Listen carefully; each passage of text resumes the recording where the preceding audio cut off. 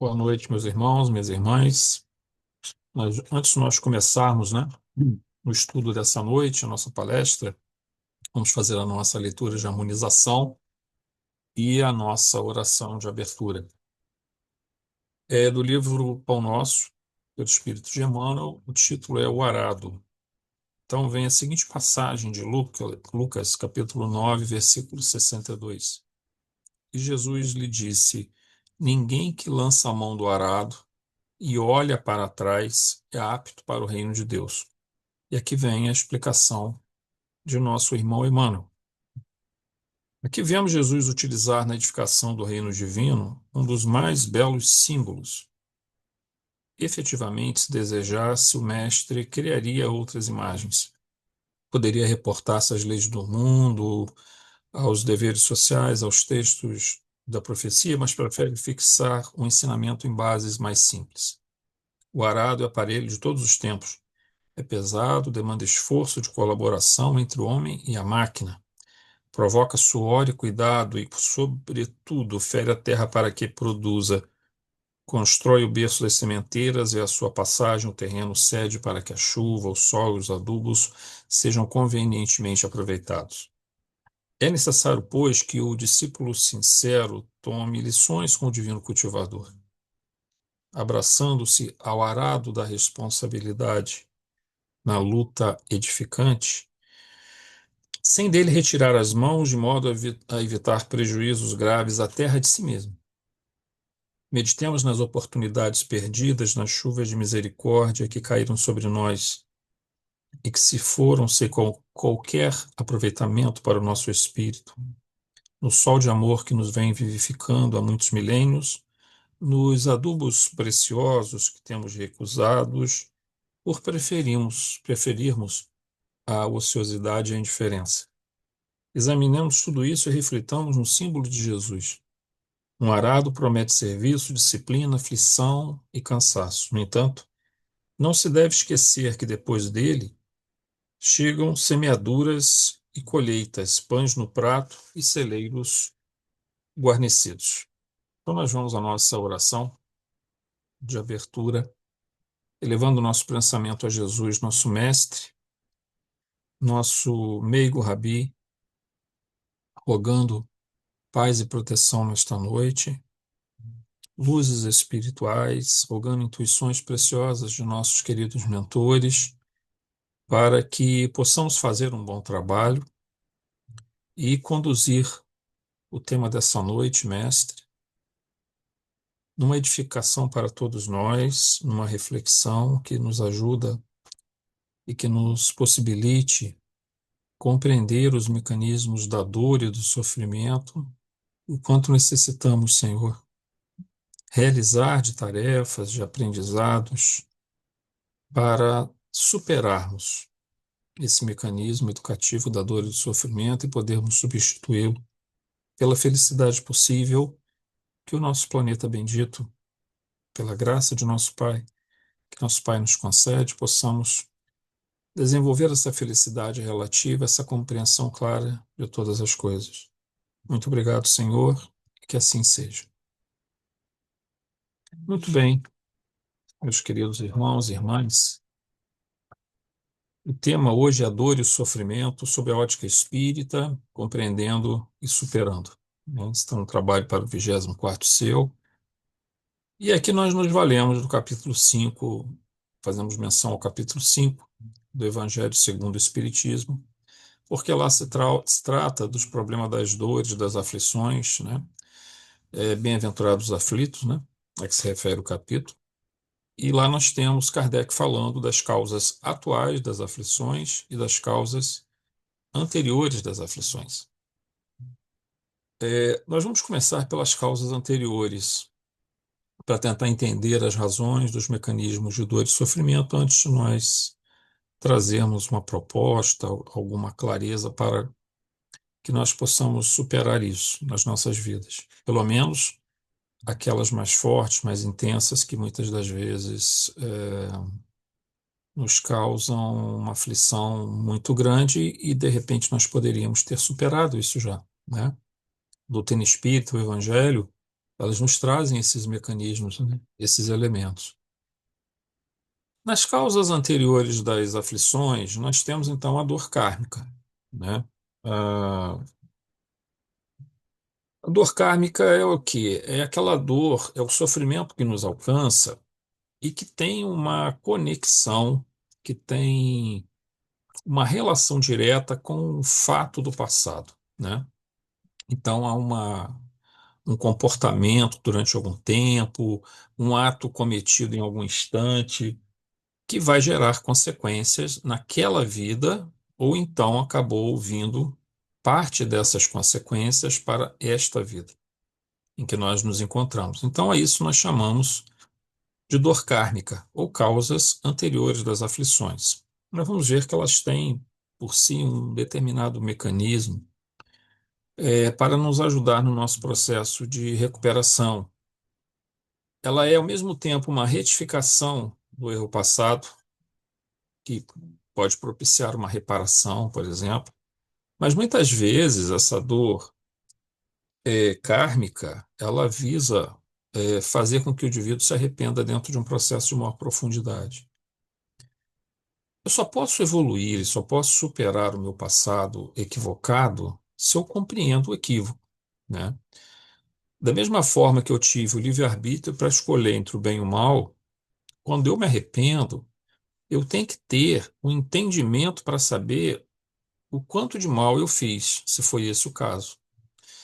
Porque eu posso me arrepender em vários níveis. Num nível bem assim, vamos dizer, bem superficial, onde eu compreendo que fiz mais mal aos outros, compreendo que fiz mal ao meu corpo, compreendo que fiz mal à minha vida, dos meus familiares, mas num nível muito superficial.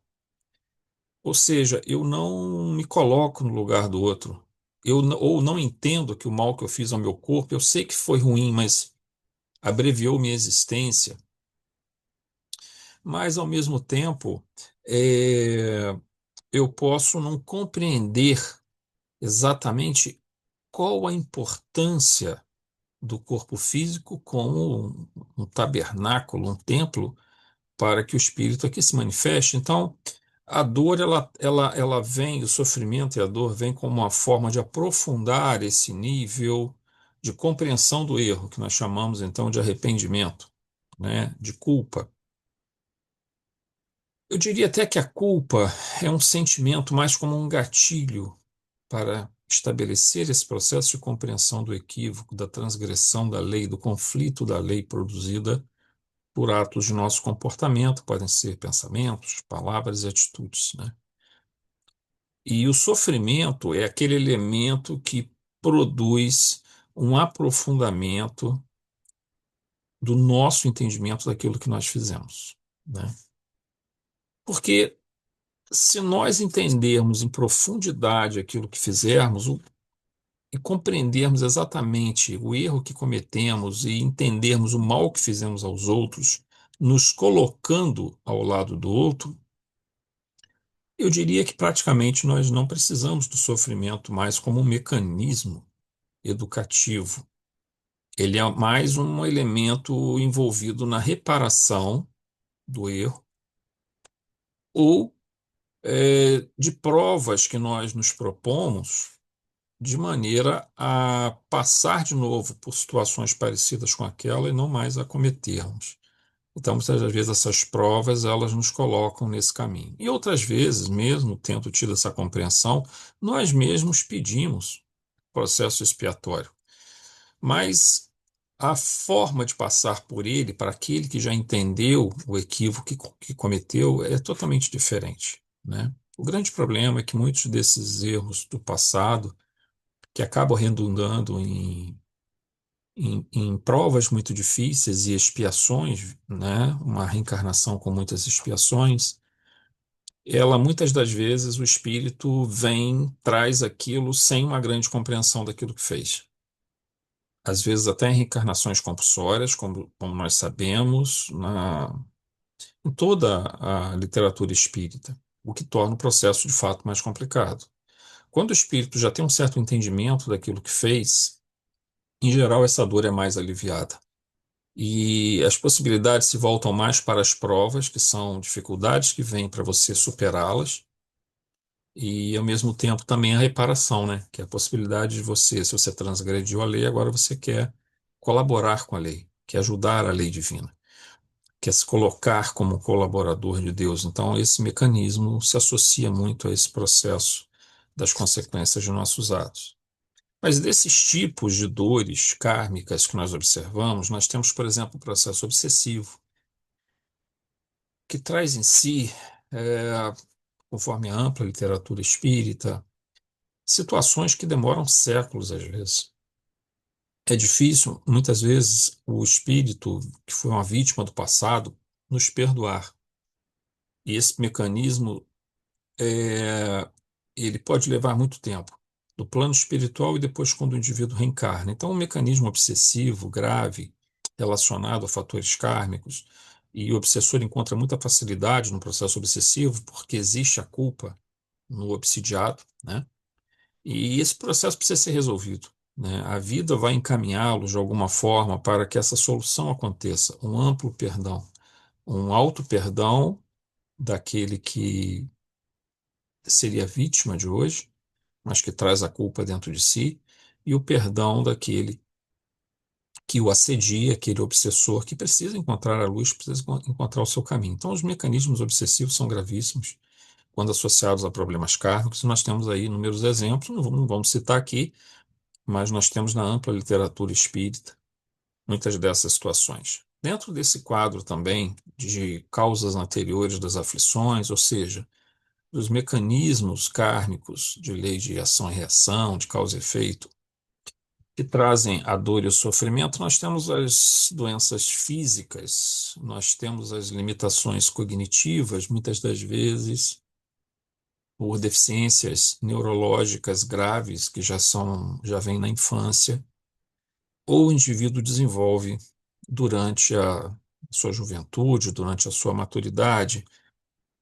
É, Então, todos esses elementos guardam, às vezes, a perda de um ente querido, um filho, por exemplo, pode estar associado a um fator desse. Não devemos também estabelecer um mecanismo matemático que vá reger os elementos da lei de ação e reação. Não é bem assim.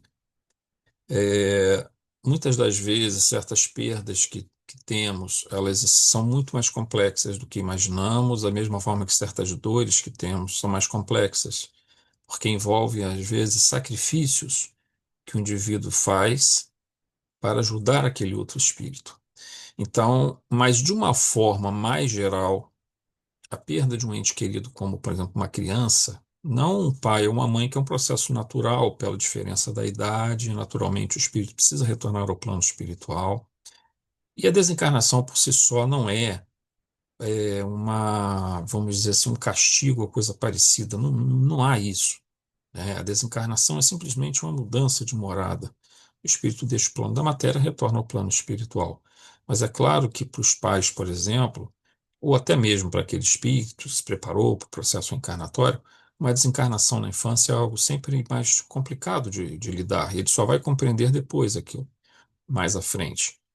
E os pais, muitas das vezes, vão sofrer muito e vão ter que superar esse processo, mas a compreensão perfeita daquilo só vai ocorrer depois no plano espiritual, quando eles souberem a razão da criança ter desencarnado mais cedo. Então, esses elementos expiatórios, os processos da dor kármica, muitas das vezes eles só vão ser compreendidos depois.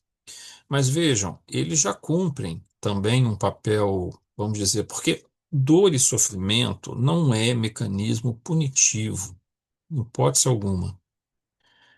Ele é sempre um mecanismo educativo. O objetivo da dor e do sofrimento, o objetivo da aflição é conduzir o indivíduo para a lei divina.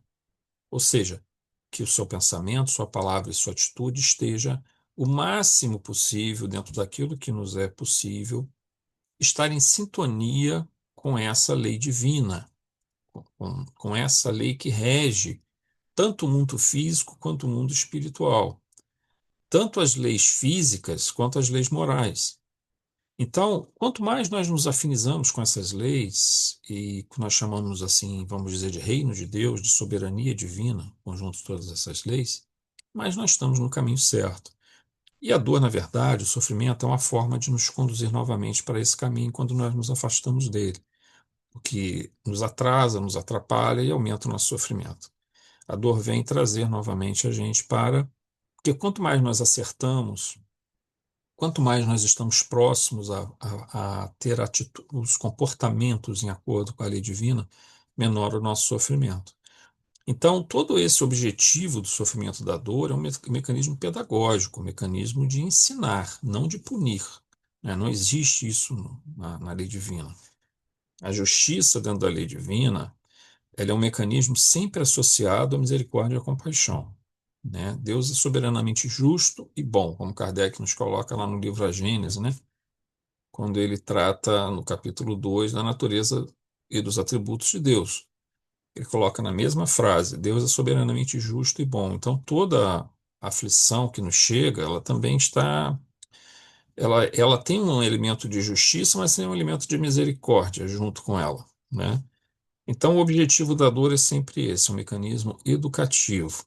Agora, observem, existem outros mecanismos subconscientes, nós chamamos de sombra e temos tratado muito em nossos estudos e reflexões, e que nós vamos ver isso com muita profundidade na obra psicológica de Joana de Ângeles, através da mediunidade do nosso querido Divaldo.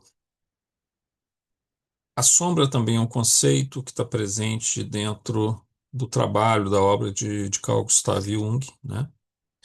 E que Joana adapta, então, para a nossa concepção espírita da vida, nossa cosmovisão, vamos dizer assim. A sombra, então, são assim elementos que estão presentes no nosso psiquismo de profundidade, em várias reencarnações, em várias camadas reencarnatórias de nossa psique. E essa sombra, ela traz aflições mentais. E traz aflições sempre que ela vem à tona, sempre que essa energia que está presa ali precisa vir ao nível da psique, da consciência do encarnado. Só que nós não vemos essa sombra, nós sentimos ela. E, em geral, quando essa sombra vem à tona, ela produz uma coisa que nós chamamos neurose. A neurose é a culpa, é a raiva, é o medo, é o sentimento de perda, são todos aqueles sentimentos aflitivos, aqueles episódios aflitivos, ou resultado de comportamentos nossos do passado que geraram essas energias deletérias e que nós não tratamos, nem naquela época e nem posteriormente. Então, eles estão no nosso nível subconsciente aguardando um momento para vir à tona. E quando eles vêm à tona, e muitas das vezes a vida, nós vamos ver isso mais à frente quando falarmos das causas atuais das aflições, muitos gatilhos desse desencadeiam a vinda de muitas dessas sombras simultaneamente, às vezes. Mas mesmo que elas não venham de forma simultânea, mas uma ou outra que vai chegando vai nos causando aflições mentais, que se manifestam na forma de ansiedade, de depressão, de síndrome do pânico, das fobias das mais diversas, do vazio existencial que toma conta da gente, profundamente ligado a uma vida passada que foi conduzida de maneira leviana, né? E também acaba ficando carregada de culpa. As compulsões, de uma forma geral, sejam elas compulsões cognitivas, compulsões comportamentais, são aflições mentais também ligadas à sombra. Então, esses transtornos, esse conjunto de transtornos mentais que nós chamamos de neurose, que é um tipo de aflição mental, ela está associada à sombra. E isso é kármico. Por que que é kármico? Porque ele está lá como um elemento do passado que está se manifestando agora, solicitando, pedindo cura, iluminação, transmutação.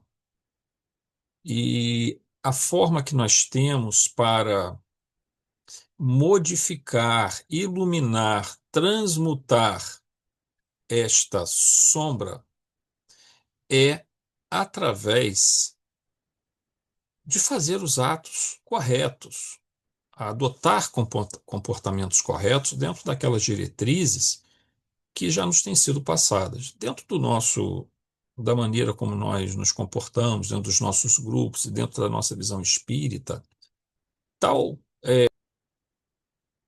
Então, esses mecanismos subconscientes causadores dessas aflições precisam ser curados. E aí, o nosso comportamento, a maneira como nós modificamos nossa vida dentro de todas essas revelações que nos têm sido trazidas, do Evangelho também, quer dizer, as revelações da doutrina espírita e o Evangelho de Jesus, nós vamos mudando o nosso comportamento, nossa maneira de falar, nossa maneira de pensar, nossa maneira de agir. E com isso nós vamos, então, curando essas sombras.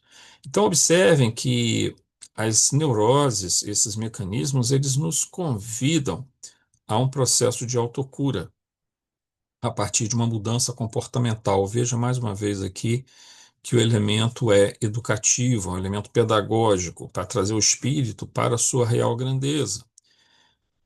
Não a grandeza plena, que não é desse momento, mas para ficarmos no caminho, realizando nossa jornada, que nos levará a essa grandeza. Então, cada um dentro do seu nível evolutivo pode alcançar o máximo aproveitamento de uma reencarnação. Frequentemente é difícil para a gente fazer isso, mas nós podemos chegar perto de no mínimo, de um bom aproveitamento de uma reencarnação que nos é concedida.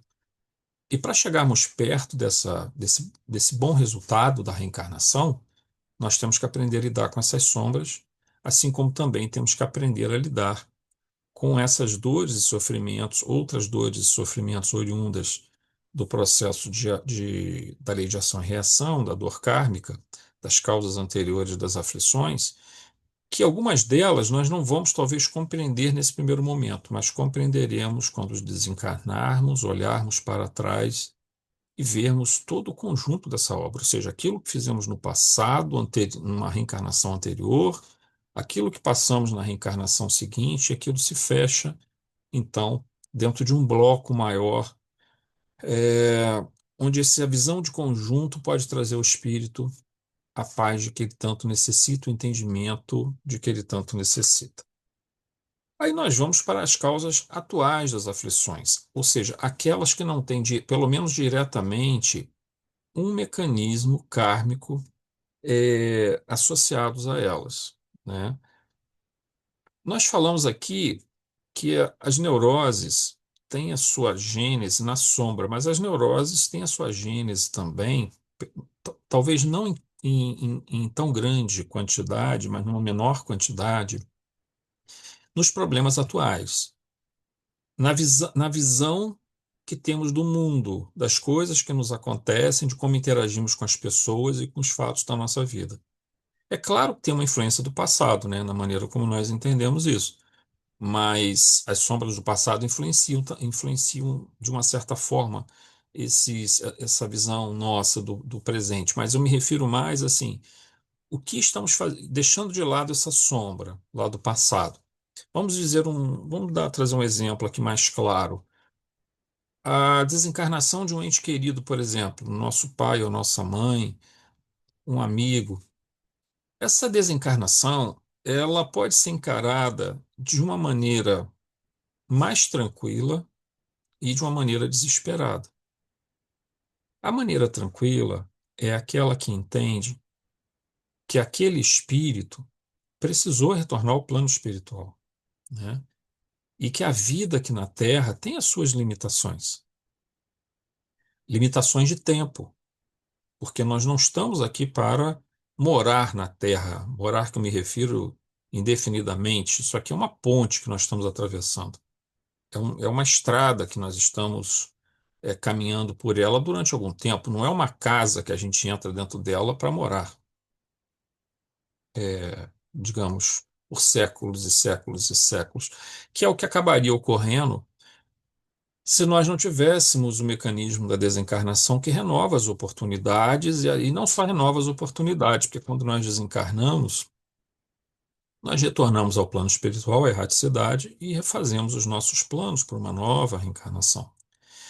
Para quem tem o conhecimento espírita, a noção de vida após a morte, essa separação é temporária, nós sabemos disso, né?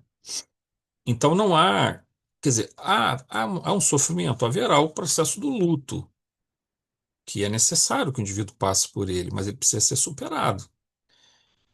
Quanto mais conhecimento nós tivermos desses mecanismos, desses processos, mais rapidamente nós superaremos isso, encontraremos nosso equilíbrio. Ficará sempre aquela lembrança, aquela saudade, mas não será um desespero.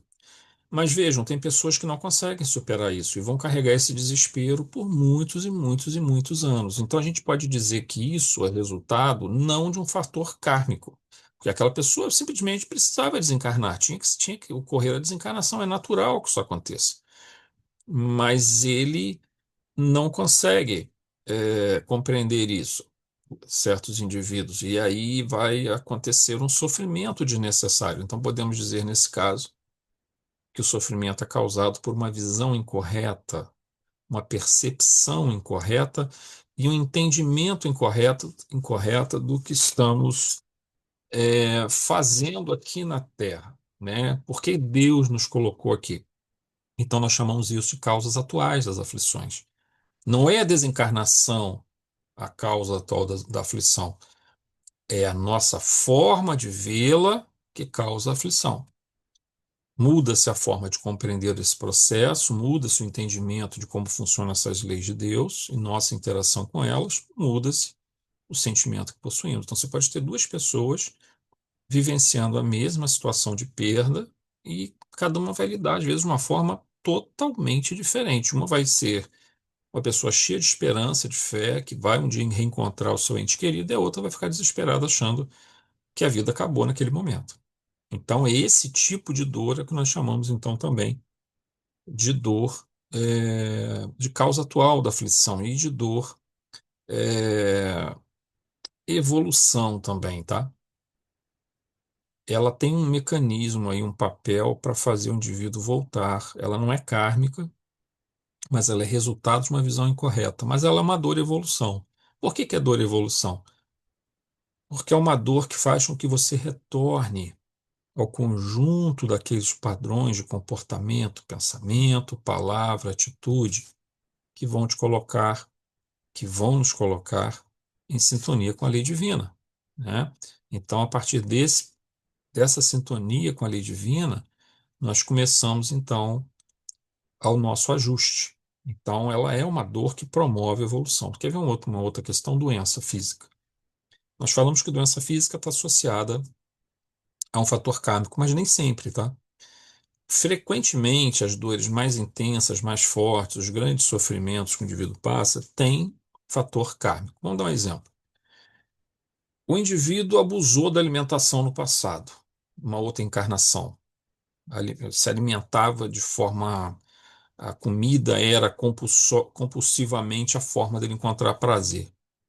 E ele vem nessa. Ele lesa o seu corpo perispiritual e vê que desencarnou mais cedo do que deveria, naquela ocasião, e traz um sentimento de culpa associado a isso. A lesão perispiritual vai produzir, então, esse indivíduo ter problemas gastrointestinais graves a vida toda, poderá desenvolver uma série de doenças associadas ao processo digestivo por conta disso. Um exemplo nós estamos dando aqui, tá? Ora, esse é um fator de doença associado a um elemento kármico do passado. Nós temos na obra de André Luiz um caso de um garoto que nasce com um problema forte, seríssimo na garganta, onde ele vai tendo frequentes infecções na garganta até que ele venha desencarnar depois de um problema mais sério, de uma doença mais séria que acontece. E quando se vai olhar a vida anterior dele, ele na Guerra do Paraguai, no século XIX, ele tentou se matar ingerindo veneno, né, ingerindo soda cáustica. E aquela soda cáustica, ela lesiona de uma tal forma a garganta dele que causa imenso sofrimento. e ele tenta a desencarnação novamente, só que dessa vez se jogando no Rio Paraguai e morrendo. Mas aquele elemento que causou a tentativa do suicídio dele lesionou essa região toda aqui. E ele nasce, aquela criança nasce com seríssimos problemas na garganta e vem a desencarnar depois, se eu não me engano, de difteria, que naquela época ainda não tinha soro adequado para a criança usar nem a vacina, né? Então, isso na obra numa das obras de André Luiz que nos é narrado essa situação. Um outro exemplo de doenças que estão relacionadas a fatores kármicos. Mas nós podemos, nessa vida, desencadear doenças, seja por hábitos alimentares inadequados, seja pelo tipo de trabalho que executamos.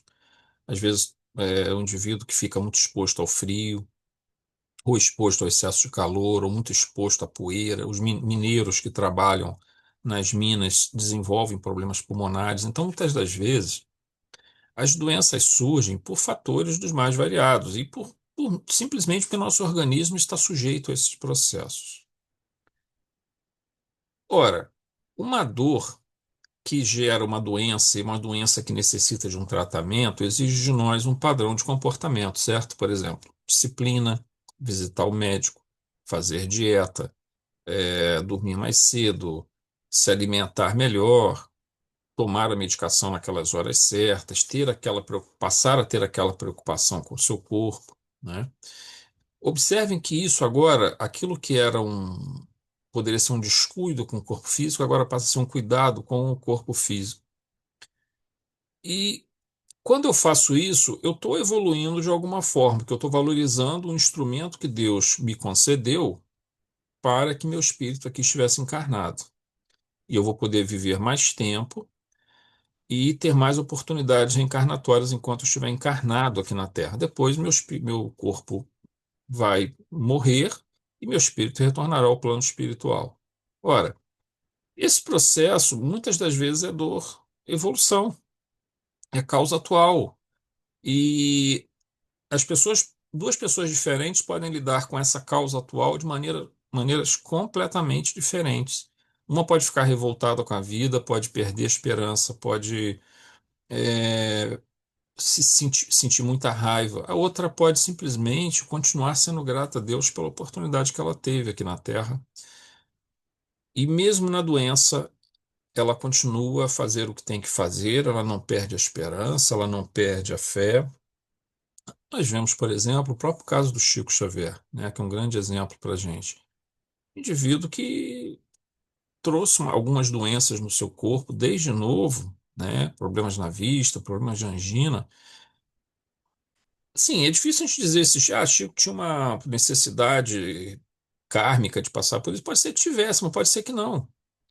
Acho que até ele pede, de certa forma, isso quando reencarna, de uma forma a manter ele naquela disciplina rígida ali do trabalho, que até pioraria aquilo se ele não estivesse trabalhando da forma que trabalhava. Porque uma vez que ele se envolvia com tanta dedicação à tarefa, aquela presença dos espíritos superiores junto dele, do Emmanuel e de tantos outros mentores, com certeza melhoraram muito a situação dele, né, a condição dele. Mas mesmo assim ele pede essa dor, pede essa chegada desse aguilhão, né, dessa agulhada para que ele ficasse firme na tarefa e também exemplificasse. É muito comum isso nos missionários, tá? Mais comum do que nós imaginamos. Madre Teresa de Calcutá, por exemplo, sofria de dores de cabeça terríveis. E ninguém sabia disso, ela não falava disso para ninguém. Só quem foi saber, ela só falava disso para o confessor dela, para o padre qual ela confessava, e depois da desencarnação dela ele veio a comentar isso. É, também a irmã Dulce sofria de problemas pulmonares muito sérios, né? A desencarnação dela também não foi uma desencarnação assim tão tranquila do ponto de vista físico. Mas é claro que o espírito dela lidou com aquilo de uma maneira que nós provavelmente não lidaríamos. Então, você pode ter a doença física e lidar com aquilo de uma maneira desesperada ou de uma maneira tranquila, ou relativamente tranquila. Claro que ninguém quer ficar doente, mas se a doença chega, eu tenho que me manter, eu tenho que manter minha paz interior. para que até o próprio tratamento possa transcorrer com sucesso. Então, até a doença também traz o seu próprio ensinamento. E aí surge, então, esses são, nós damos aqui dois exemplos, né? Perda de um ente querido e doenças físicas, mas pode ter uma série de coisas que vão acontecendo na nossa vida, nas causas atuais das aflições, da dor e do sofrimento, que estão relacionadas a uma visão incorreta, simples, uma visão incorreta do mundo. E o que é essa visão incorreta? Vamos lá. É, há uma passagem muito importante no Evangelho de Mateus, no Sermão da Montanha, onde Jesus diz o seguinte: os olhos são a lâmpada do corpo. Se teu olho estiver são, todo o teu corpo estará iluminado. Mas se teu olho estiver doente, todo o teu corpo ficará em trevas. E quão grandes serão essas trevas? O que Jesus quer dizer com um olho são, olho bom e olho doente? E o que ele quer dizer com corpo iluminado e corpo cheio de sombras e de trevas? O olho, gente, é a visão do mundo, da vida, não é o olho físico, né? Por que que o meu olho pode iluminar o meu corpo? O meu corpo é o corpo espiritual que Jesus está falando. Ele não está falando do corpo físico. Não vou ficar com o corpo físico cheio de luz, não é isso que ele está falando. O corpo que fica iluminado é o corpo espiritual. Mas ele fica iluminado por quê? Porque o espírito está no estado de paz. Então, o corpo espiritual reflete essa condição, né? E essa visão, esse olho, o olho bom ou olho ruim, na própria literatura judaica, nós temos outros exemplos fora dos evangelhos, era uma forma de dizer o olho ruim é aquele olho invejoso, é o olho da raiva, é o olho da mágoa. O olho bom é o olho da gratidão, é o olho da compaixão. Então é como se fosse hoje em dia quando a gente fala olho gordo, né? Que é aquele olho do invejoso. No passado era mais ou menos parecida essa comparação, né? Então nós tínhamos o olho bom e o olho ruim. Isso nos leva ao conceito de visão incorreta e entendimento incorreto, ou também visão correta, entendimento correto. Ora, se eu tenho uma visão incorreta, eu terei, como nós vimos no caso da doença, no caso da perda de um ente querido, eu vou trazer a dor atual, sem necessariamente ter um fator kármico vinculado a ela. Por quê? Em geral, a visão incorreta envolve a falta de gratidão pela vida.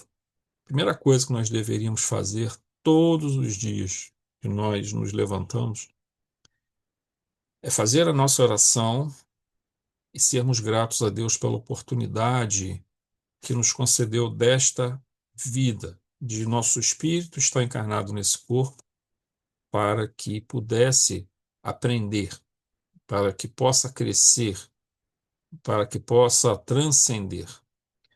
A falta dessa gratidão em relação ao corpo, a Deus, ao lar, à família, aos amigos, a falta de gratidão à vida, a falta de gratidão ao planeta, ela gera uma visão pessimista do mundo, uma visão triste, uma visão nebulosa, obstruída. A visão clara exige a, essa percepção de gratidão, esse exercício da gratidão, melhor dizendo. Outro elemento está relacionado ao contentamento, não desejarmos muito mais do que aquilo que temos. Claro, nós podemos ter vários objetivos, mas enquanto não os alcançamos, aprendamos a desenvolver o contentamento e aprendamos a colocar o nosso foco, as nossas forças naquilo que realmente importa. Claro que existem fases da nossa vida em que nós estamos mais preocupados em buscar melhores condições financeiras, melhorar a condição de nossa família, tentar conseguir ter uma casa própria, um carro melhor. Nós passamos por várias fases, né? Do nosso, quando nós nos casamos, nós queremos o melhor para a nossa família. Mas chega uma hora da nossa existência, mas mesmo nessa fase, A gente não pode perder essa noção do contentamento. Estar contente com aquilo que temos. Isso não estou querendo dizer que a gente não vá buscar outras coisas, mas não fiquemos revoltados com aquilo que é a nossa condição naquele momento. Aprendamos a desenvolver contentamento. O contentamento ele caminha junto com a gratidão. Outra coisa que envolve muito a visão incorreta é a falta, a incapacidade de perdoar. Incapacidade de perdoar, ela é um dos elementos que mais levam a sofrimento nessa vida, sem fator karma. O indivíduo que guarda muita raiva, muita mágoa, quando ele é prejudicado, ele é ferido, foi trapaceado, não importa o que tenha acontecido, foi magoado. Quando essas coisas acontecem, o desenvolvimento, a capacidade de perdoar e não guardar rancor, não guardar mágoa, é um elemento extraordinário para se buscar a cura. Mas um indivíduo que cultiva a mágoa, a raiva, o mau humor, ele, em relação à vida, reclamando de tudo, todos esses elementos são visões incorretas, elas favorecem que você tenda a ver a pessoa ou as coisas pelo lado, digamos, que nós consideramos pior, e esquecemos de ver o lado bom daquele processo, daquela pessoa, daquilo que está acontecendo, né? A gente só foca o nosso olhar naquilo que seria um suposto defeito, segundo nossa percepção. Mas quando nós temos o olhar da gratidão, o olhar do contentamento, o olhar do perdão, o olhar do bom humor, nós começamos então a ver mais coisas. A nossa visão é sempre limitada, tá? Sempre limitada, sempre fragmentada. Nós não conhecemos o passado nem o futuro, temos uma noção muito mal do presente, e essa noção nossa, ela é sempre uma noção parcial. Ela é uma noção fragmentária. Nós só conhecemos determinados pedaços da verdade, não a verdade como um todo. É como se nós estivéssemos montando um quebra-cabeça. Nós só temos algumas peças. Estamos montando aos poucos, então nós não temos a visão do quadro colocado à nossa frente. Outro elemento que leva também. Então, assim, diante dessa limitação, temos que tentar fazer esses exercícios. Um outro elemento é a incapacidade de percepção do conceito de transitoriedade e impermanência. A transitoriedade e impermanência é um conceito que diz o seguinte: ele é muito forte dentro da. Não é que é forte, assim, ele é forte e é bastante explicitado dentro da doutrina budista, né? Dentro do espiritismo, nós temos esse mesmo conceito muito forte também, só que isso não é explicitado, o conceito de transitoriedade e impermanência. É curioso que nós vamos encontrar um livro sobre esse assunto através de uma psicografia do Divaldo, né, pelo espírito Carlos Pastorino, sobre impermanência. É um livro muito difícil, diga-se de passagem, né, e bastante complexo o livro, uma linguagem um pouco mais pesada, né, e mais assim, ao estilo mesmo do Pastorino, Carlos Pastorino, que tinha uma forma, uma visão assim bastante muito culta, né, muito aprofundada, muito erudita, e voltando ao plano espiritual, continua o seu trabalho por lá e fez essa psicografia através do Divaldo. Mas é um tema pouco trabalhado na doutrina espírita, apesar de ele estar presente, ele só não é explicitado. E ela diz o seguinte: tudo é transitório, tudo é impermanente, tudo muda o tempo todo, tudo está em processo de mudança. O nosso espírito também está no processo de mudança, mas ele não há uma transformação do espírito no sentido assim, tudo que nós conquistamos permanece. Ele apenas esses sentimentos que estão ativos, eles precisam se modificar sempre em direção a Deus, ao Pai. Como? Que os nossos comportamentos estejam em harmonia e sintonia com a lei divina, como nós falamos. E, mais uma vez, lembrando: comportamento é pensamento, palavra e atitude. À medida que nós fazemos isso, nós estamos então entrando dentro desse processo de uma percepção da lei divina, né? De convivência com ela. Mas o espírito, ele continua sempre evoluindo. Mas o nosso corpo físico, tudo que é da matéria, é transitório e impermanente. Nós vamos chegar daqui a pouco, eu é, chegarei no limite da minha idade e vou ter que desencarnar. E meu corpo físico vai ficar para trás, meu escritório aqui, meus livros vão ficar para trás, né? Se eu tiver bens, eles vão ficar para trás, eu não vou poder carregar nada disso para o plano espiritual. Isso é chamado conceito de transitoriedade e impermanência, né? Eu não vou poder ser pai, marido, irmão, etc., na concepção material que nós temos, hierárquica, né? Nós não vemos os outros todos como irmãos, a minha esposa, os meus filhos. A gente se vê numa condição de um relacionamento marido e mulher, de um relacionamento pai em relação aos filhos, com todos os conceitos de autoridade, de hierarquia dentro desse processo, ainda que haja muito amor também. Mas, na verdade, é uma irmandade, né? É uma parentela familiar maior que não tem essas hierarquias. Não deverá ter no futuro, né? No plano espiritual. Essas hierarquias se rompem também. Aquele que é hoje o meu filho poderá ser o meu pai numa outra encarnação. Então, a esse processo nós chamamos transitoriedade e impermanência. A incapacidade de compreender a transitoriedade e impermanência de nossa situação aqui na Terra nos leva a sofrimento, porque nós ficamos esperando que aquilo ali vai durar para sempre. Não vai. Tem pessoas que não aceitam digamos assim, o envelhecimento, por exemplo. A pessoa fica desesperada, começa a fazer plástica, começa a usar um monte de substância, vai fazer um monte de tratamento. E isso, na verdade, é claro que a pessoa tem todo o direito de tentar se sentir bem, mas isso tem aquilo que nós falamos de contentamento. Há um limite, né, daquilo que devemos procurar fazer do corpo, porque tem uma hora que nós vamos retornar ao plano espiritual. Nosso corpo físico entrará num processo de decadência física para que nosso espírito possa se separar do corpo e seguir o seu destino rumo ao plano espiritual, onde dali serão feitos novos planejamentos, novas buscas, né? Uma questão também que tem sido causa de grande falta de visão e falta do entendimento correto é uma vida desprovida de fé e de espiritualidade, né?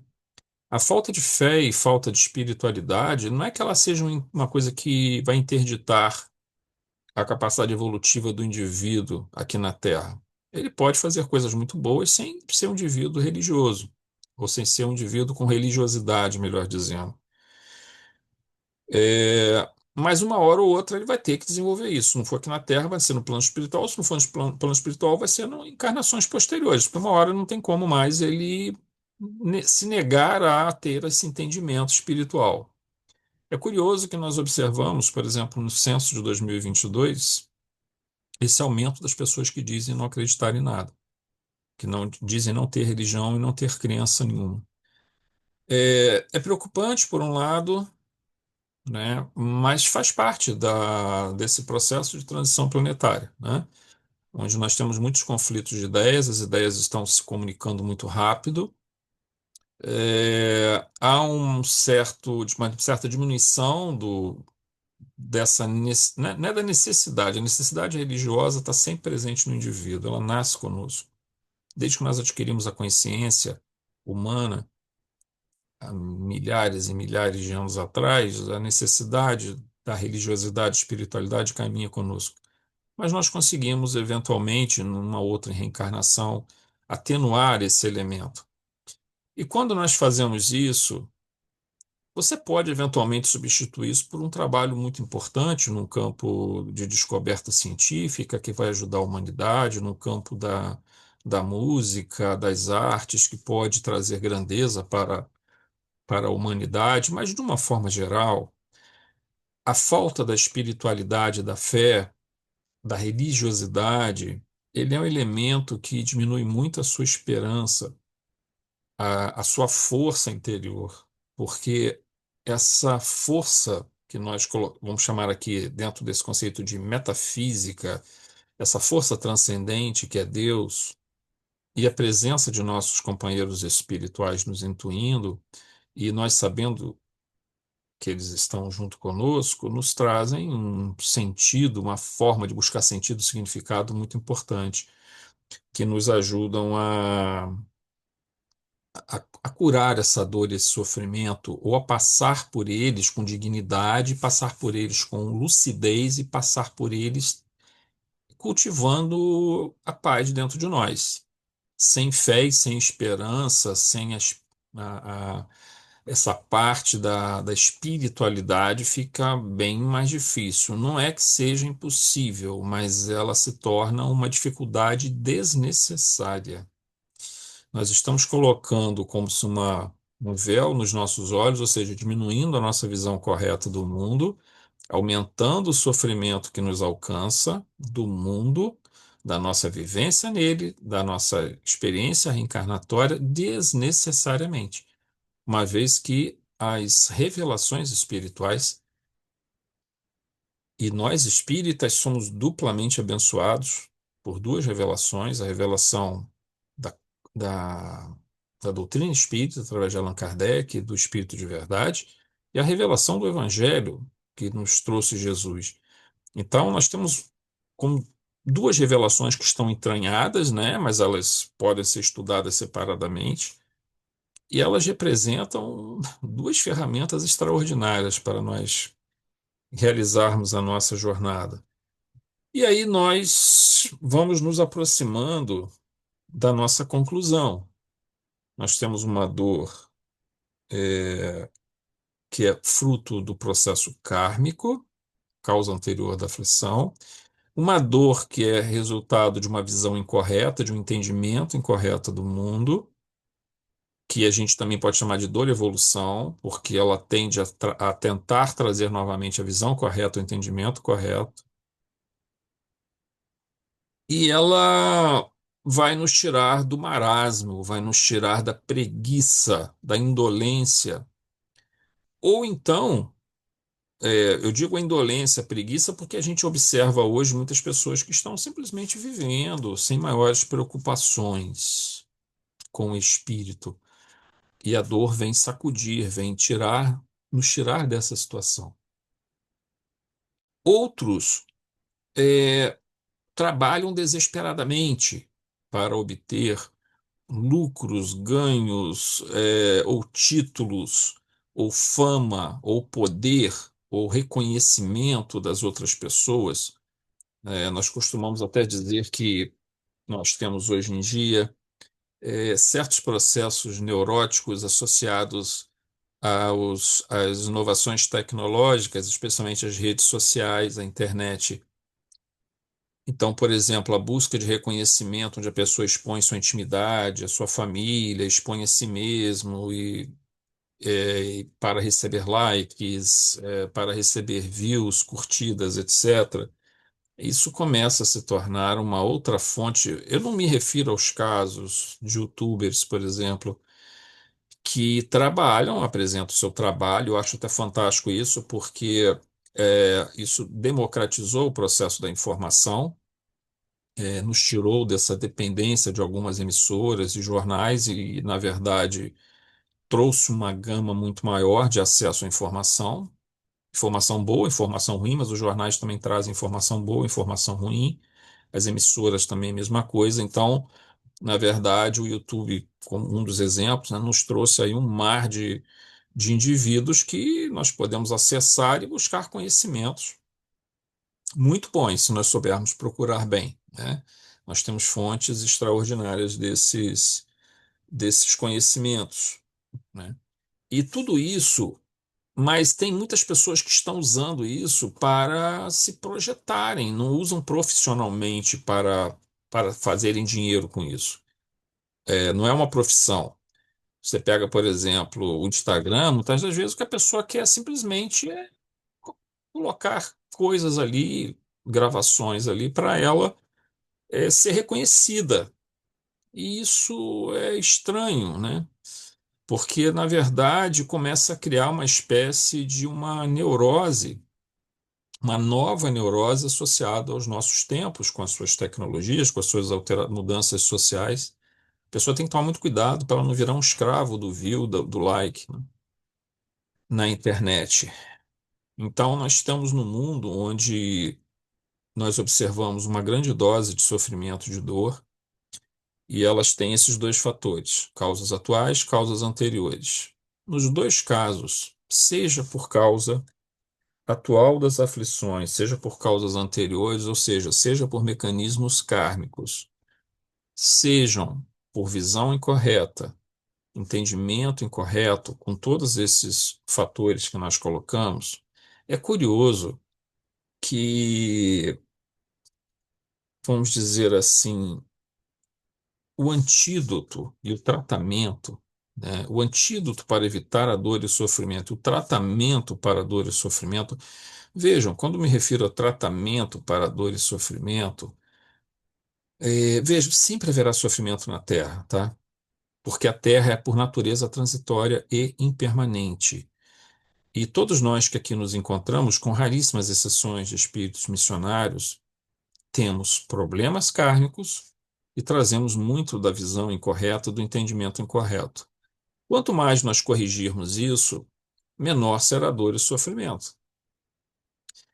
Então, sempre haverá. A questão é como eu vou passar por isso. Quando eu falo tratamento, é diminuir a intensidade, magnitude dessa dor e desse sofrimento. E muitas vezes nem sentir sofrimento algum, em alguns casos, para certos tipos de incômodos que anteriormente me traziam dor e sofrimento. É uma mudança proposta pelo Evangelho e pela doutrina. Ah, mas existem outras formas? Sim, você vai encontrar outras formas para isso em outros lugares, em outras religiões, doutrinas, filosofias, em outras formas de vida que você escolher. Nós temos em nossas mãos revelações que nos foram dadas por misericórdia divina, que são elementos extraordinários. E nós podemos resumi-los em três pontos: fé, amor e conhecimento. A busca desses três elementos, e todos os três nos são facultados pela doutrina espírita. A fé barra espiritualidade é essa comunhão com Deus, com Cristo, com os espíritos superiores. Sabermos que estamos envolvidos por todo esse mundo espiritual que compartilha conosco ideias, pensamentos, estabelecemos sintonias, emitimos também os nossos pensamentos e influenciamos de alguma forma irmãos desencarnados. Tentar encontrar Deus, aí nós falamos em oração, em contemplação, em meditação, essa busca de Deus projetada, a busca de Deus manifesta, numa outra criatura, por exemplo, num outro ser humano, né? É aquilo que vai nos ajudar a nos manter no caminho. Mas para que eu veja Deus no outro ser humano, para que eu tenha essa capacidade da minha fé, da minha eh, espiritualidade se desenvolver a essa forma, de ver Deus projetado nas outras criaturas, que é a pura realidade, todos eles são filhos de Deus, assim como nós somos filhos de Deus, nós temos que começar a mudar uma série de comportamentos nossos, né? Então, nós temos que, por exemplo, começar a ver o mundo com gratidão, começar a ver o mundo com contentamento, praticar o bom humor, o riso, o sorriso, a gentileza, não guardarmos mágoa ou raiva, não procurarmos defeitos, nem ficarmos fazendo julgamento do próximo. Todos esses elementos nos aproximam das outras pessoas porque nós começamos a tentar ver o melhor delas e não o pior. Todas as pessoas têm alguma coisa boa para nos passar. Mas se nós quisermos encontrar defeitos, nós vamos encontrar com certeza. Mas não vamos ganhar nada com isso, né? Essa é uma advertência muito clara também dentro do Sermão da Montanha. O segundo ponto é o conhecimento. Conhecimento, ele é aquela busca incessante do saber, que não se limita, não se restringe só às realidades do espírito. Por exemplo, Os livros de André Luiz, nos quais eu, por exemplo, adoro, e há muitos e muitos anos eu já estudo essas obras de André Luiz. Nós temos estudos frequentes no nosso centro e em outros centros que eu já participei. Então, pelo menos há 20 anos eu já faço os estudos das obras de André Luiz, assim, em grupos, né? Em grupos de estudo, coordenando grupos de estudo. E agora estamos voltando de novo às obras também de Manuel Filomeno. Então, aqui você vai, quando você estuda esses dois autores, a série de livros que eles trazem é maravilhosa. Isso aí a gente vai ter uma compreensão dos processos obsessivos, desobsessão, das influências espirituais, de como se dá a relação nossa com o plano espiritual, como os espíritos nos influenciam, os estudos de caso bem específicos. Mas quando eu falo de conhecimento, do conhecimento da própria codificação de todas as obras, das obras subsidiárias, mas quando nós falamos de conhecimento, nós também estamos nos referindo ao conhecimento de ciência, de filosofia, de história. Aqui nessa pequena biblioteca que eu tenho livro de tudo aqui. É assim, não é tudo, né? Mas tópicos muito variados. Eu gosto muito de história, eu gosto de física, eu gosto de matemática, eu gosto de estudos do cristianismo primitivo. Aqui atrás, particularmente esses livros aqui da parte de trás, são todos estudos da vida de Jesus e estudos do cristianismo primitivo à luz dos estudos bíblicos, da exegese bíblica. É uma abordagem mais científica dentro desse processo, né? Eu gosto de estudar outras religiões, outras filosofias também.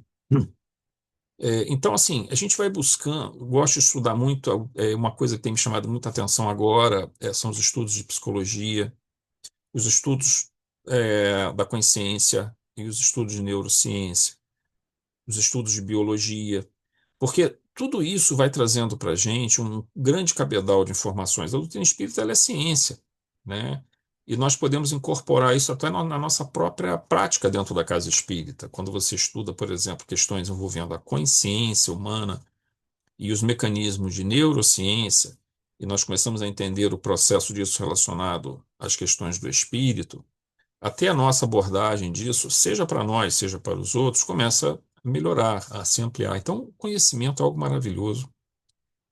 Nós espíritas somos um pouco preguiçosos nesse sentido. Não que o espírita não, no final, na média, há uma leitura razoável dentro do espiritismo, mas muitas pessoas têm preguiça de ler. E a leitura é fundamental para que nós possamos, até na nossa oração, nós sabemos o que nós estamos mentalizando, o que nós estamos pensando, o que nossa oração está alcançando, né? E por fim, o amor.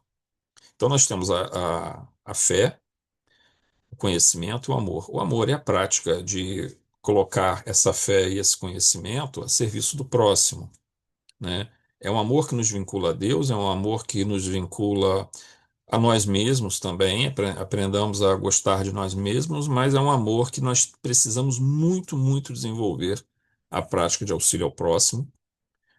Muitas vezes até os desencarnados, aos suicidas, a todos aqueles que deixaram esta terra, retornaram ao plano espiritual, precisam das nossas orações. Aqueles que estão em dificuldades por processos obsessivos, por neuroses, por psicoses, por momentos difíceis que estão passando nesse momento. Então, o ato de nós ajudarmos aos outros é o ato de estarmos dividindo um pouco esse fardo que às vezes, que Jesus nos diz, se nós seguirmos o caminho dele, esse fardo se torna leve e se torna mesmo. Quando nós nos voltamos para nós mesmos, ou seja, buscamos o egocentrismo, né, essa exacerbação do egoísmo, do ego, mas assim, do ego no sentido do egoísmo, do egocentrismo, a nossa dor aumenta. Porque tudo que nos fere é colocado num pedestal. Enquanto que quando eu volto às minhas preocupações para as preocupações de outras pessoas, as minhas próprias dores e sofrimentos se tornam relativizadas. Isso muitos de nós conhecem na prática, que quando nós nos voltamos para ajudar a dor do próximo, o sofrimento do próximo, nós acabamos meio que nos esquecendo um pouco do nosso próprio sofrimento. É uma consequência inevitável. Por quê? Porque a nossa visão começa a ficar assim, poxa, mas essa pessoa está passando por isso com tanta dignidade, essa dificuldade. Por que que eu estou passando por uma coisa com tanto sofrimento, com tanta agonia, e essa pessoa consegue passar por coisa pior, com tanta dignidade, com tanta gratidão ainda? Então, isso nos transforma, isso nos modifica. Daí essa necessidade dessa interação constante que precisamos ter. Então, se nós pudéssemos aqui deixar esse antídoto ou esse tratamento para melhorar a nossa condição diante da dor e do sofrimento, nós colocaríamos essa tríade, né? A fé, o conhecimento e o amor. Então, meus irmãos, nós agradecemos pela oportunidade desse trabalho e vamos fazer então a nossa oração de encerramento dessa noite. Elevamos mais uma vez nosso pensamento a Jesus, nosso Mestre querido, em profunda gratidão pela oportunidade desse trabalho, pelo bem aos nossos irmãos que nos assistem nesse momento, que possamos, querido Mestre, sermos também trabalhadores de tua seara, divulgando a companheiros, amigos, aos nossos familiares, os valores dessa doutrina maravilhosa que tu nos legou e de teu evangelho de luz. Muito obrigado, querido Mestre, pela oportunidade, que possamos, neste fim de noite, cultivar em nossos corações as bênçãos e a paz que tu nos proporcionou. Muito obrigado, Senhor, e que assim seja. Graças a Deus.